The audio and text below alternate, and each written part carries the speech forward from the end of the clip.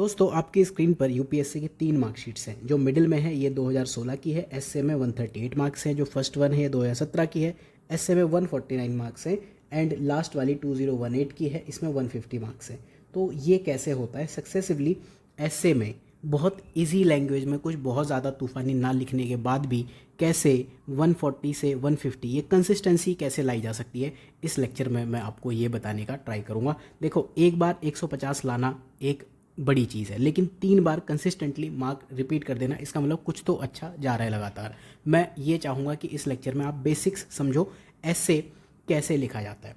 मैं बात करूँगा बेसिक रिक्वायरमेंट्स क्या हैं, ऐसे पेपर बेसिक क्या है कि कितने मार्क्स वगैरह का होता है, स्ट्रक्चर ऑफ गुड ऐसे, इंट्रो बॉडी कंक्लूजन में जो जनरल है ना कि पेंसिल अप्रोच वगैरह, उस पर नहीं जाऊँगा। मैं काउंटर आर्ग्यूमेंट्स का यूज़ करके आपको एक रियल ऐसे बताऊँगा कैसे आप बॉडी में ब्रेनस्टॉर्मिंग कर सकते हैं, step by step answer writing strategy and क्या इसमें पॉसिबल है क्या नहीं, उस पर प्रैक्टिस और प्रिपरेशन के लिए कैसे आपको फ्री रिसोर्सेज सिनॉप्सिस साइज के हेल्प कर सकते हैं। बाकी आपको जो भी रिसोर्सेज ठीक लगे, एंड में कुछ डूज एंड डोंट्स। मेरा नाम है कृष्णा, स्वागत है आपका सिनॉप्सिस आईएएस में।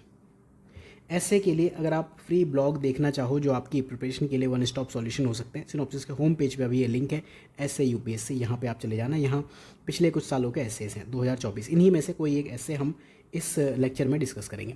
सबसे पहली बात, बेसिक रिक्वायरमेंट क्या है, एक गुड फ्लो। इससे क्या मतलब है, आपका जो ऐसे है ना, गुड फ्लो और इजी टू अंडरस्टैंड, इन दोनों चीज़ों को एक चीज़ में समझो। देखो, द हिंदू में ना आप देखते हो कई बार बहुत अच्छे अच्छे आर्टिकल आते हैं, बहुत बड़े बड़े विद्वान लोग लिखते हैं, लेकिन पूरा आर्टिकल पढ़ने के बाद हम एक क्वेश्चन पूछते हैं, यार कहना क्या चाहते हो। वहीं कई बार कुछ आर्टिकल्स ऐसे होते हैं बहुत सिंपल लैंग्वेज में लिखे होते हैं और हमें बहुत लंबे टाइम तक याद रहते हैं, जैसे डॉक्टर एपीजे अब्दुल कलाम के आर्टिकल्स जो थे, या फिर सी उदय भास्कर वो लिखते हैं, राइट। ये कुछ बहुत ही ईजी लैंग्वेज में लिखे हुए आर्टिकल्स हैं, और जो आज के टाइम के जो लेफ्ट विंग के स्पेशली जो विद्वान लोग हैं उनके जो आर्टिकल्स हैं आपको समझ नहीं आते। तो पहली रिक्वायरमेंट ये है कि एग्जामिनर ये ना कहे लिखा तो बहुत अच्छा है लेकिन क्या लिखा ये नहीं पता, जो लिखा बहुत बढ़िया लिखा लेकिन हमें समझ नहीं आया। तो ये नहीं होना चाहिए, फ्लो होना चाहिए लॉजिकली। एक जो आपका पैराग्राफ है वो दूसरे पैराग्राफ से कनेक्टेड होना चाहिए, एक चीज़ के बाद दूसरी चीज़ आनी चाहिए। अगर आप एक ए से बी पर जंप कर रहे हो तो आपको लिखना चाहिए नाउ लेटस टॉकिंग या now speaking right like this, इस तरह के कुछ कनेक्टर्स आपको यूज़ करने चाहिए, ठीक है। अब बैलेंस्ड ऐसे लिखने के लिए काउंटर आर्ग्यूमेंट्स का क्या मतलब है उसको हम यहाँ डिस्कस करेंगे। ये आपका गेम चेंज कर देगा। ऐसे पेपर आप जानते हो 250 नंबर का है, 2 ऐसे लिखने हैं, एक सेक्शन में 4 ऐसे होते हैं, उसमें से एक लिखना होता है। वर्ड लिमिट 1000 से 1200, मोस्टली 800 वर्ड से 1000 वर्ड्स तक आप लिख सकते हो। 3 घंटे का टाइम है। ऐसे का टाइप क्या है, फिलोसफिकल या एब्स्ट्रैक्ट हो सकता है। जैसे मैं आपको ये 2024 में ही बता दूं कि आप इसमें देखो, फॉर एग्जांपल टॉपिक नंबर 8 को आप फिलोसफिकल डाल सकते हो, 7 फिलोसफिकल है, ये सारे फिलोसफिकल हैं सारे, राइट। एंड इनफैक्ट सारे ही तो मुझे फिलोसफिकल टाइप लग रहे हैं। कुछ और ऐसे जो सोशियो पॉलिटिकल इकोनॉमिक टाइप हो सकते हैं, जैसे डिजिटल इकोनॉमी, अ लेवलर और अ डिवाइडर, ऐसा कोई ऐसे आ गया, या फिर कंटेम्प्रेरी इशू। तो ये सब चीज़ों से आप अनजान नहीं हो, इस पर बहुत ज़्यादा बात नहीं करते हैं। इंट्रोडक्शन लिखते हुए ये सब ने आपको बताया हुआ है, कोटेशन लिखना है, एनेक्डोट लिखना है, डेटा क्वेश्चन। मैंने तीनों अटेम्प्ट में एक ऐसे में इस तरह से इंट्रोडक्शन लिखा था कि on a Wednesday morning while reading newspaper, to contrasting news on the front page attracted my attention. पहला उसमें मैंने बताया कि ऑन दी वन हैंड कि वुमेन प्रोग्रेस कर रही हैं एंड समथिंग कुछ बहुत अच्छी चीज़ की 27% तक इकोनॉमिक जीडीपी बढ़ा सकती हैं अगर वो मेन स्ट्रीम इकोनॉमी में आए। And on the other hand second news थी वो एक नेगेटिव टोन में थी। इन दोनों न्यूज़ ने मुझे सोचने पर मजबूर कर दिया कि क्या आज हम वहीं हैं जहाँ एक्चुअल में होनी चाहिए। तो ऐसा एक इंट्रो आप रेडीमेड प्रिपेयर करके रखो। एंड करते हुए मैंने एक कोटेशन रटी हुई थी, every drop in ocean counts, ये योको ओनो की है। अब जब मुझे बाद में कुछ सालों बाद पता चला ना योको ओनो कौन है, योको ओनो कोई जापानीज़ पॉप सिंगर है। तो हमें ये समझना है कि कोटेशन में वेट होना चाहिए, पर्सन मैटर नहीं करता। कई बार पर्सन मैटर करता है तो उसकी कोटेशन वेट तो तब भी होना चाहिए ना, फालतू फालतू बातें आप नहीं लिख दोगे। अब बात करते हैं बॉडी की, ठीक है। इंट्रोडक्शन में एक चीज़ आप ज़रूर बताओ, कोटेशन कहानी जो कथा कहानी बाँचनी है वो कर लो। आपको 2 चीज़ें बतानी है इंट्रो में। मैं आपको इसमें से कोई एक टॉपिक लेके बता, चलो 8वां टॉपिक लेते हैं, ठीक है। The cost of being wrong is less than cost of doing nothing, ठीक है। इस टॉपिक को हम लेते हैं, यहाँ आप क्लिक करके देख सकते हो। इंट्रो में देखो 2-3 चीज़ें हैं। एक कोटेशन दे दी, बहुत बढ़िया। हम बेसिकली क्या है, जो थीम है ना उसको हम ब्रीफली इंट्रोड्यूस करना चाहेंगे, टॉपिक को हम इंटरप्रेट करना चाहेंगे, इंटरप्रिटेशन देना चाहेंगे, टॉपिक है किस बारे में। और साथ में ऐसे की थीम, दिस ऐसे एक्सप्लोर्स व्हाट, क्या है, किस वे में ये ऐसे आप लिखने वाले हो वो आप बताते हो। Introduction is all about this. इसके बाद आप क्या करोगे, बॉडी लिखने के लिए या किसी भी चीज़ के लिए जब भी आप ऐसे लिखना शुरू करते हो, आप कुछ कीवर्ड्स ढूंढो। इस ऐसे में कॉस्ट ऑफ बीइंग रॉन्ग एक ये थीम है, और इज़ लेस देन वाला ये किसी चीज़ से कंपेयर कर रहा है, कॉस्ट ऑफ डूइंग नथिंग ये थीम भी है, राइट। तो ये ऐसे किस बारे में हुआ, बेसिकली रिस्क लेने में और फालतू बैठने में, चुपचाप बैठने में, उस बारे में है। अब मैं इसमें लिख सकता हूँ जो मैंने आपको कहा कि काउंटर आर्ग्यूमेंट ज़रूर लो, उसका क्या बेनिफिट होगा वो मैं आपको बताता हूँ। देखो, मान लो मैंने कहा कि cost of doing being wrong is less than cost of doing nothing. मैं बता दूंगा देखो ये फ़ायदे होते हैं कुछ करने से, जो भी जिस वे में आप लेना चाहो। लेकिन सपोज़ मैंने 4 पेज लिख दिए इस पर, मैं एक और इसमें काउंटर आर्ग्यूमेंट लेके आता हूँ। काउंटर डायरेक्शन, आपको हेडिंग वेडिंग नहीं लिखनी है, जस्ट आपको समझ में आए इसलिए लिखी हुई है। काउंटर व्यू क्या है, cost of thoughtless action is more than cost of inaction. भाई आंख बंद करके एक्शन मत करो, अदरवाइज वो आपको ज़्यादा भारी पड़ जाएगा। इसमें आप काउंटर व्यू डिफाइन करते हो, ठीक है। अब मैं कहूँ कि पहले तो मैं विद द फ्लो जाऊँगा।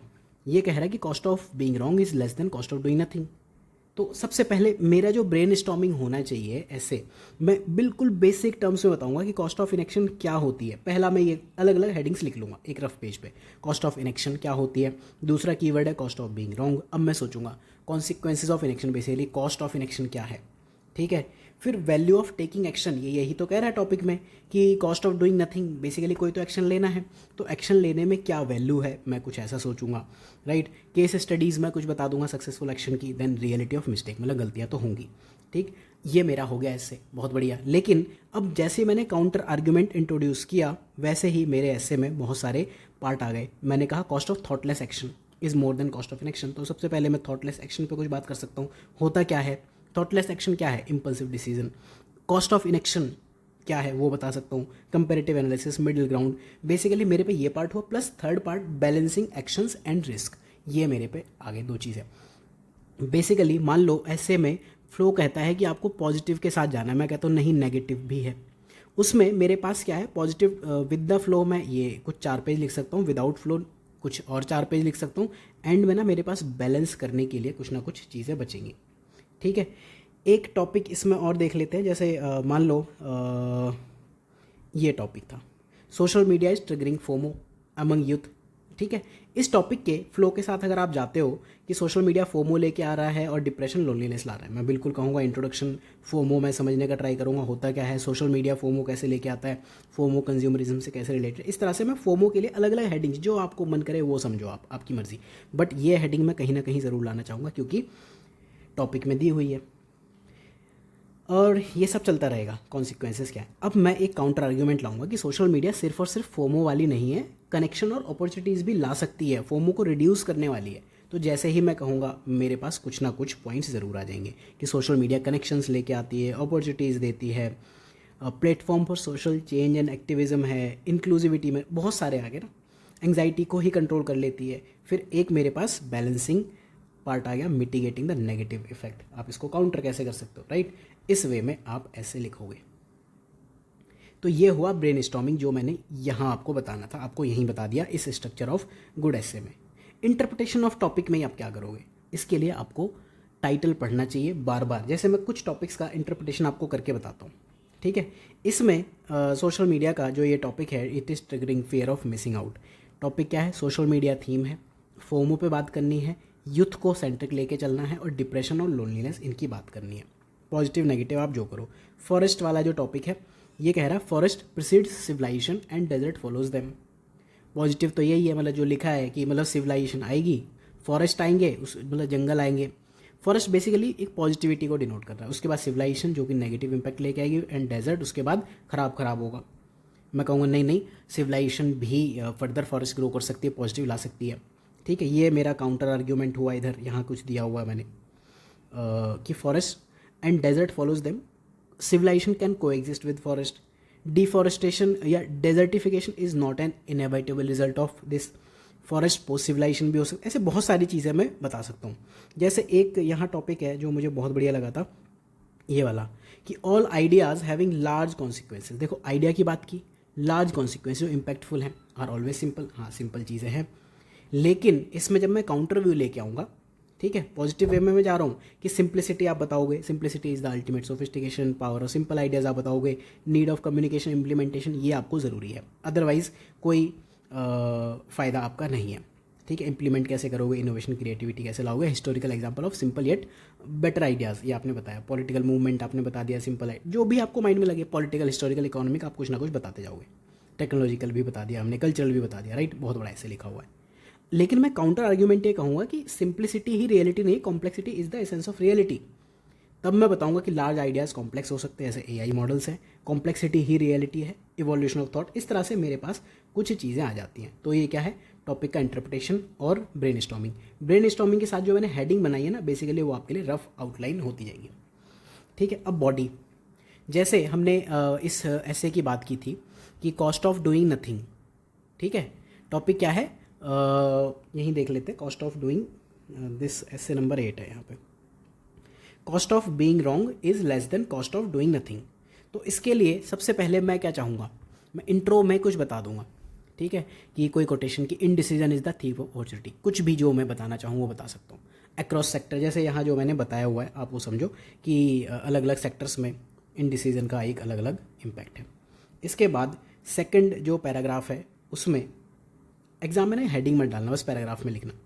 सेकंड जो पैराग्राफ है उसमें बेसिकली हमने क्या कहा, इनेक्शन की कॉस्ट क्या है, जैसे पर्सनल लेवल पे प्रोक्रेस्टिनेशन से गोल मिस हो सकते हैं, प्रोफेशनल लेवल पे आप इनेक्शन करते रहोगे तो डेडलाइन मिस होंगी, अपॉर्चुनिटीज़ मिस होंगी, सोसाइटल लेवल पे टाइप ऑफ कॉस्ट आप बता सकते हो किस तरह की है, कि फाइनेंशियल है, इमोशनल है, सोशल है, राइट, ये आप बता सकते हो। इसके बाद मैं बता रहा हूँ कॉस्ट ऑफ बीइंग रॉन्ग, कि हाँ गलत होने की कॉस्ट है, हैवी कॉस्ट हो सकती है, लेकिन साथ में मैं क्योंकि ऐसे के फ्लो के साथ जा रहा हूँ कि cost of doing nothing is, ये रहा इधर साइड में दिख रहा है, cost of being wrong is less than cost of doing nothing. हमेशा ना ये पढ़ते रहो, जब भी आप लिख रहे हो ऐसे या कोई भी मेंस में क्वेश्चन, हमेशा पढ़ते रहो कि एक्चुअल में क्या था, ताकि आप फ्लो से ना भटक जाओ या फिर जो एग्ज़ाम में पूछा हुआ उससे ना चले जाओ दूर।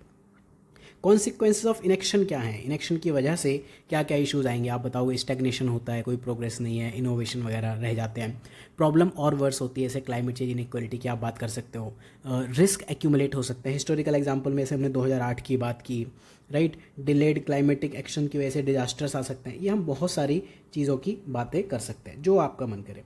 अब हम बताएंगे value of taking action, action लेने में हम बात करेंगे रिस्क टेकिंग के बारे में बात करेंगे, इसकी वजह से ग्रोथ, लर्निंग, इनोवेशन ये सब आएगा। हमने एडिसन की बात कर ली, स्टीव जॉब्स की बात कर ली, फिर हम डार्विन का एक कोट इसमें ले लिया कि adaptation is the key of changing world, कुछ ऐसी बात कर सकते हैं।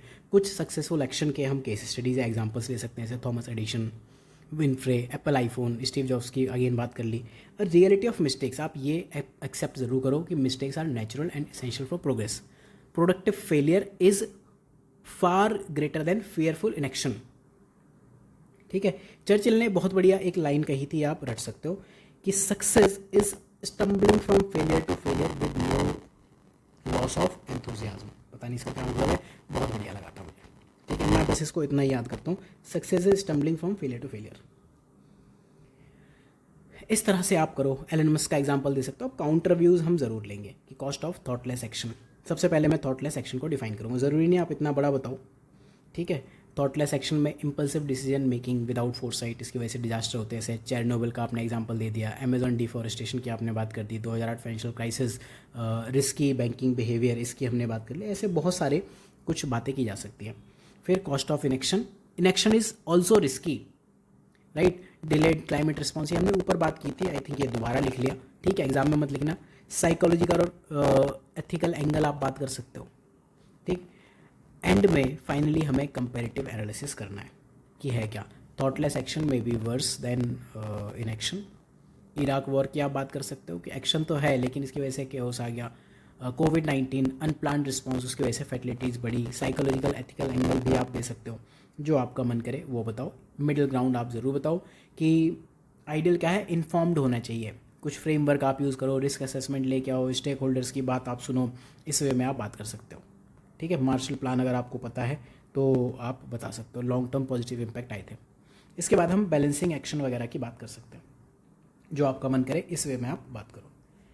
तो आपने एक रफ आउटलाइन के साथ ऐसे कैसे लिखना है वो कर लिया। अब लोग ना ये बताते हैं कि ऐसे को रिव्यू और रिफाइन कर लो। देखो डिजिटली आप नहीं लिख रहे हो, घर पे नहीं लिख रहे हो, आपको लिमिटेड नंबर ऑफ पेजेस मिलते हैं, प्रैक्टिकली ये पॉसिबल नहीं है, तो ये मत करके देखो, ठीक है। ये आप ज़रूर माइंड में रखो। अब अगर आप ये चीज़ें कर लेते हो, इस तरह से ब्रेनस्टॉर्मिंग और रफ आउटलाइन लिखते हो, तो जो है ना, लोग कहते हैं पेंसिल अप्रोच की political, economic, environmental, ethical, philosophical and historical, social, cultural, ये या एसडीजी अप्रोच, इन सब बकवास अप्रोचेस की ज़रूरत नहीं पड़ेगी। आप टॉपिक समझो ना, अननेसेसरी ज़बरदस्ती क्यों किसी चीज़ को आप ऐसे बना के एक बर्डन ले रहे हो, जो नहीं कहा है वो क्यों लिख रहे हो। कंक्लूजन में आप जो भी की आइडियाज़ लिखे उनको समराइज़ करो, एक ऑप्टिमिस्टिक, फ्यूचरिस्टिक या रिफ्लेक्टिव नोट पे आप बताओ, एंड जो भी आपका इंट्रो था उससे अगर कनेक्ट कर पाओ तो बहुत बढ़िया, ठीक है। आई होप कि ये आपको हेल्प कर जाएगा। अब प्रिपरेशन का तरीका क्या है, सोर्सेज देखो बहुत सारे हैं, हिंदू वगैरह से आई पढ़ना है, जीएस है, ये सब ठीक है। मैं आपको देखो एक चीज़ बताता हूँ, जो मैंने आपको भी फ्री रिसोर्स का लिंक बताया, वहाँ पे 24 एसेज हैं अभी, ठीक है। 24 एसेज मतलब 2022, 23 एंड 24, 8 ऐसे। वीकली एक ऐसे लिखो पर वीक। अभी क्या चल रहा है आपका, जुलाई चल रहा है, 6 महीने, अगस्त, सितंबर, अक्टूबर, नवंबर से जनवरी तक आपका चलेगा ये, तब तक और ऐसे आ जाएंगे, ठीक है। वीकली एक लिखते रहोगे, सोर्सेज हैं, रीड करो पढ़ो, रीड करो पढ़ो। यहाँ वीडियोस भी मैं कुछ ऐड कर दूंगा। अगर आपको कोर्सेज में जाना है, सिनॉप्सिस पे राइट कोर्स है एंड एसे का कोर्स है, मैं आपको सजेस्ट करूँगा राइट पे आप जा सकते हो।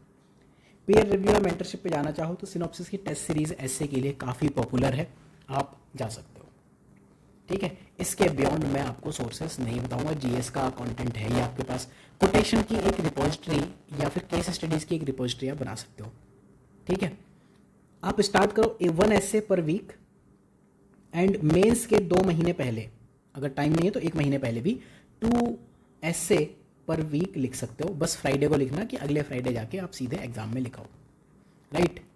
डूज और डोंट में होपफुली मैं काफ़ी कुछ बता चुका हूँ। टॉपिक को ब्रॉडली इंटरप्रेट करो, बहुत ज़्यादा न्यूएंसेस से मत जाओ, डाइवर्सिटी ऑफ थॉट्स बताओ, अननेसेसरी इसको यूपीएससी का ऐसे मत बनाओ, ऐसे को ऐसे की तरह लिखो। इंडियन ग्लोबल एग्जाम्पल्स लिख सकते हो आप, ठीक है। सिंपल बट इम्पैक्टफुल लैंग्वेज होनी चाहिए, ये जरूर होना चाहिए। डोंट्स में क्या है, ज्ञान नहीं देना, प्रीची नहीं होना, इमोशनल नहीं होना, जीएस टाइप ड्राई कंटेंट बिल्कुल नहीं रख देना है, ऑफ टॉपिक नहीं जाना, फिर व्यूज नहीं करने, स्पेलिंग और ग्रामेटिकल एरर्स अगर आप रोक सको तो रोक लो, ठीक है।